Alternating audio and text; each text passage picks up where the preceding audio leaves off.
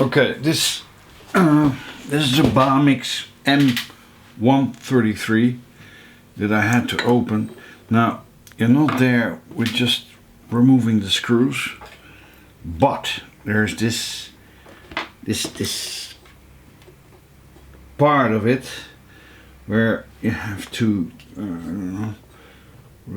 two side sticking things connecting to this part in front. You don't see it, and it's very likely you break it if you try to force it open.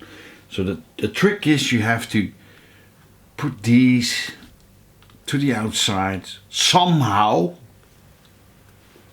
to remove the lid completely, so you can repair your thread, which in my case was damaged. That's it.